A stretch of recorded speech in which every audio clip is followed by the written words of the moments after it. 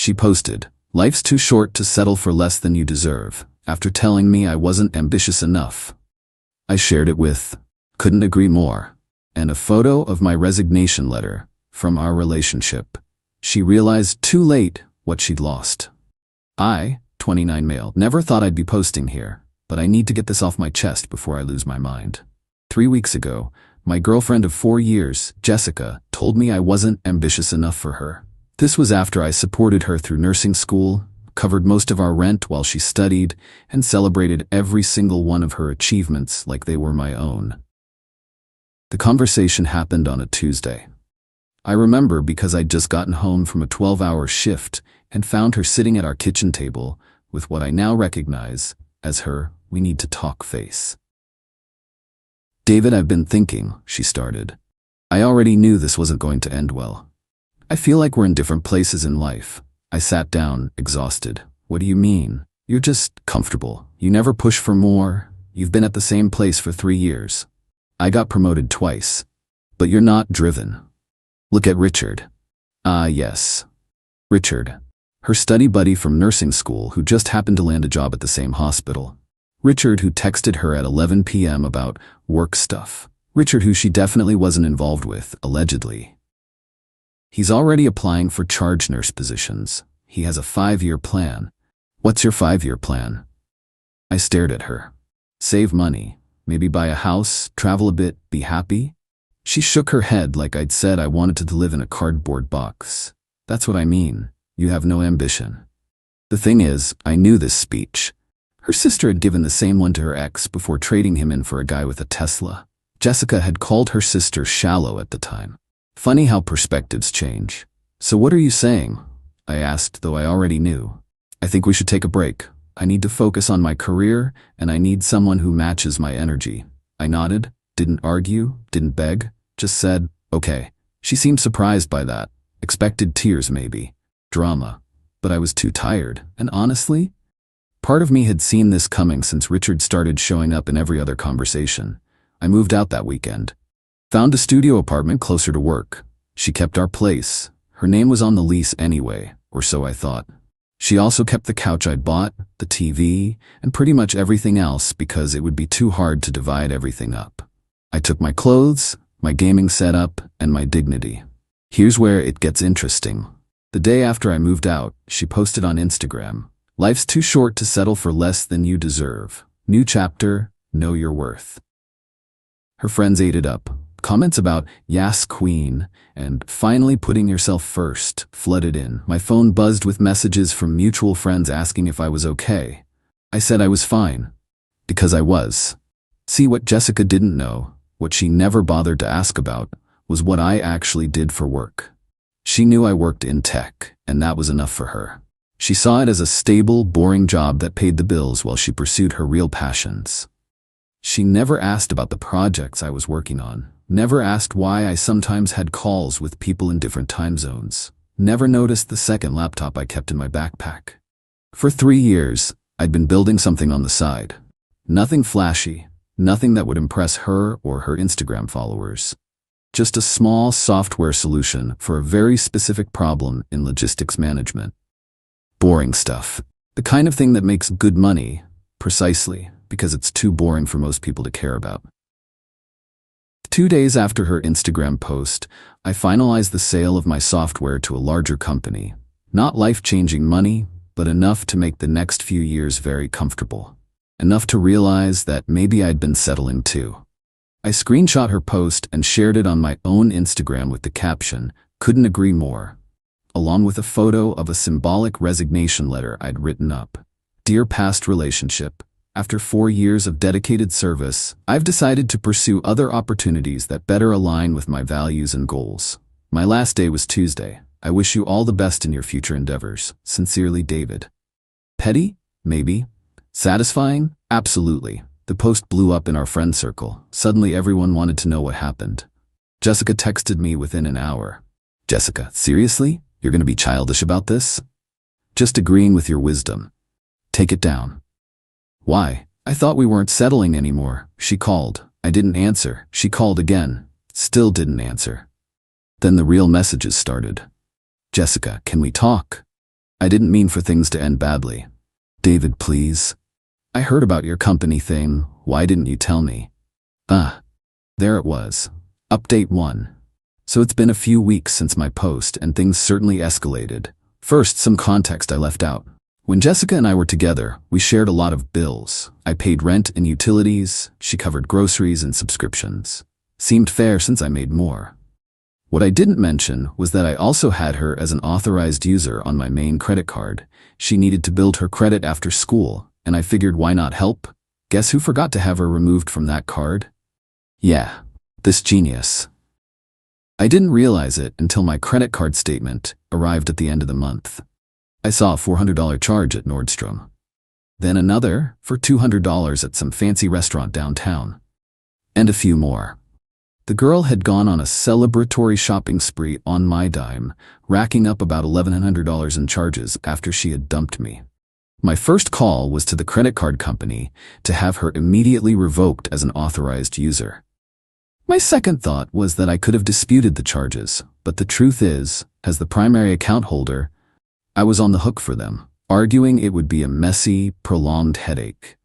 But where's the fun in just letting it go? I paid the bill to protect my own credit score. Then I drafted a polite but firm email to Jessica. I attached a PDF of the itemized statement with her post-breakup charges highlighted. The email was short and sweet. Hi Jessica, hope you're well. Attached is a summary of charges made to my account after our relationship ended. Please remit the total of $1,100 within 15 business days. Let me know if you have any questions. Best, David. I sent it. The response was not an email. It was a screaming phone call. What the heck did you do? I sent you a bill. Why? You can't do that. I was an authorized user. You were, and you used the card after we broke up. You spent the money so you can pay it back. This is ridiculous. What's ridiculous is thinking you could go on a shopping spree with your ex-boyfriend's money. Pay me back, or my next step is small claims court. It's a simple debt collection. The paperwork's easy. You wouldn't. Try me. She hung up. The next day, I got a call from Richard. Freaking Richard. Hey man, I think there's been a misunderstanding. No misunderstanding. She owes me $1,100 and I intend to collect it. Come on. You're going to ruin her financially over some hurt feelings? I'm not ruining anything. I'm collecting a debt. She did that to herself when she decided my credit card was her personal slush fund. But hey, at least she was ambitious about it, right? He tried to play the nice guy angle for a few more minutes. I stayed firm. He eventually got frustrated and hung up. But the credit card thing? That was just the appetizer. See, while all this was happening, I received an email from our old apartment's property management company. It was a generic notice addressed to both of us about upcoming parking lot maintenance. I was about to delete it when I realized something. If they were emailing me, my name must still be on their official records. I called the office, feigning confusion. Hi, I'm just calling to confirm I've been removed from the lease at apartment 4B. My ex-girlfriend was supposed to have handled it. A few clicks later, the woman on the phone replied, No, sir. Our records show you are both still listed as co-tenants on the active lease agreement. Jessica had told me she was the only one on the lease. I'd been too trusting to verify, which meant I had just as much right to that apartment as she did. And according to Section 8.4 of our lease, if one tenant vacates without formally modifying the agreement, they're still liable for their portion of the rent, but they also retain all their rights as a tenant. Interesting. I didn't do anything with this information yet. Just filed it away for later. Update 2. I sat on the lease information for another week. I wanted to see how this would play out. During that time, more interesting facts emerged. My buddy Joseph, who still lived in the complex, became my unofficial spy. Not that I asked him to. He just enjoyed the drama. According to him, Richard's car was there every night. They were loud, lots of ambition apparently. Jessica had been telling people I was basically homeless after the breakup. She was also claiming I'd been financially dependent on her. That last one was rich, considering I had Venmo receipts showing I'd sent her $1,400 a month for rent for the past 2 years. But the best part? Joseph sent me a photo of a noise complaint notice on her door. Apparently, our old neighbor Thomas wasn't the only one tired of her late-night activities. That's when I decided to execute phase 2. I called the property management office and scheduled a routine maintenance request for the apartment. I said I was concerned about a slow leak under the sink that I'd noticed before I'd gone on a business trip and wanted someone to check it out. No problem, Mr. David. We have a key on file if no one is home. Actually, I'll be in town Thursday. I can let them in myself. Perfect. How's 10 a.m.? Works for me. Thursday morning, I showed up at my legal apartment with the maintenance guy. Used my key, walked in to find Richard's clothes everywhere. His shoes by the door, his laptop on the kitchen table. The maintenance guy looked confused. Thought you moved out? Nope. Legally, I still live here. Jessica came out of the bedroom in Richard's t-shirt. The look on her face was priceless. What on earth are you doing here? Getting the sink checked. Hi, Richard. He appeared behind her in boxers. You can't just... Actually, I can. I pulled up the lease on my phone. See? Co-tenant, never formally removed, which means I'm still a legal resident until the lease ends or we formally modify it. Her face went white. Richard looked baffled. This is insane, she finally sputtered. Is it? Hey, maintenance guy, the sink is right through there. While he worked, I took a calm tour of my apartment. I noticed my couch had a new stain. My TV had a crack in the corner. You know, I said conversationally, damage to the property is taken out of the security deposit. Our security deposit, the one we'll split when the lease ends, assuming there's any left. Get out. Can't make me leave my own apartment. But hey, I'm reasonable. Let's go to the leasing office right now. We can sign the papers to formally remove me. Just need you to pay me back for my half of the security deposit. That's $1,100. She stared at me. I don't have that right now. Then I guess I remain a co-tenant, and I'll need a key. Richard finally spoke up. This is harassment, man. Is it? I'm overseeing maintenance in my legal residence. What is a lease violation, though, is having an unauthorized occupant. How many nights have you stayed here this month, Richard? The limit for guests is 14. The maintenance guy finished up, said the sink was fine. I thanked him and we left together. As I was leaving, I added, "Oh, and Jessica? I'll be scheduling regular maintenance checks, as is my right. See you around." The text started before I even got to my car. Jessica, this is psychotic. Me, this is legal. Jessica, I'll call the cops. For what? Entering my own apartment with a key I'm entitled to have? Please just stop. Pay me for the credit card bill and the security deposit and sign the lease removal form. Then I'm gone. I told you I can't right now.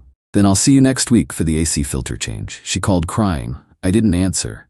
She left a voicemail begging me to be reasonable, talking about how we'd loved each other once. Cruel? I paid her way for 2 years, supported her dreams, got dumped for not being ambitious enough, then got used for her shopping spree. But sure, I'm the cruel one. Update 3. So it's been 2 months since everything started, and I need to tell you how this all ended because honestly, I couldn't have scripted it better if I tried. After the lease confrontation, things got quiet. Jessica was presumably trying to scrape together $2,200, $100 for the credit card, the $100 for the deposit buyout. Richard's car was seen less frequently. Then I got an unexpected call from Susan, Jessica's mom. David, I'm sorry to bother you, but I need to know the truth. Did Jessica really use your credit card after you broke up? Yes, she did. That foolish girl. I didn't raise her to be like this. Her father and I have been hearing her version of events, but things weren't adding up. Then her sister let slip about a big shopping spree. I'm sorry this is affecting your family. Don't you apologize. You were good to her. Better than she deserved, apparently. 2 days later, I got a text from Jessica. Jessica, I have the money. For the credit card and the deposit, my parents are helping me. Glad to hear it? Wednesday at 2 p.m. for the lease paperwork? Fine. We met at the property management office. She looked rough, stressed, bags under her eyes. Richard was with her, trying to look intimidating in his scrubs. She transferred me the money. We signed the paperwork. I was removed from the lease, cleared of any future liability. As I signed the last page, Richard couldn't help himself. Hope you're happy, man. You really did a number on her. I looked up. I moved out when asked. I requested repayment for a debt she created. I exercised my legal rights as a tenant. Which part was doing a number on her? You know what you did. Be specific. He couldn't. Jessica finally spoke, her voice quiet. Can we just get this over with? We finished. I was officially free. As we left, she stopped me. For what it's worth, I'm sorry. For what specifically? Everything. The way I ended things. The money. The lies. Okay, that's it? Okay? What do you want me to say? It's done. I did love you. You loved the stability I provided. There's a difference. I walked away and honestly felt nothing. Just free. But the universe had one more gift. 3 weeks later, Joseph sent me a text. Dude, you need to see this. It was a photo of an eviction notice on Jessica's door. The official pay or quit kind. I called him immediately. What happened? Bro, it's been a mess. Apparently she couldn't afford the rent on her own, especially after paying you back. She was late last month, and now this month too. But her nursing job, heard her hours got cut. Something about performance issues, calling out too much because of stress. The landlord, already annoyed by the noise complaints and the co-tenant drama, had no patience for late rent. The eviction process was underway. The last update came from an unexpected source, Richard's ex, who reached out via Instagram. Hey, I know this is weird, but I wanted to thank you. Seeing your posts about what happened gave me the courage to recognize the pattern. He did the same thing to me, called me unambitious, left me for someone more driven, and leached off them. You helped me realize I wasn't crazy. Last I heard, Jessica was evicted and had to move back in with her parents. Richard disappeared, probably looking for his next ambitious host. The apartment management company was pursuing her for breaking the lease term and damages. Me? I'm doing great. The software sale gave me enough cushion to take time off. I'm traveling. Nothing fancy, just seeing places I always wanted to visit. Dating casually. Living without someone constantly telling me I'm not enough. Funny thing about ambition. Jessica was so focused on climbing some imaginary ladder that she didn't notice the ground crumbling beneath her. She confused stability with stagnation, contentment with complacency. She wanted someone more driven. She got Richard, who drove himself right into her life and then right back out when things got hard. Meanwhile, I'm sitting in a cafe in Prague, writing this update on my laptop, living off passive income from a boring software solution I built while she was studying with Richard. Turns out I had ambition all along.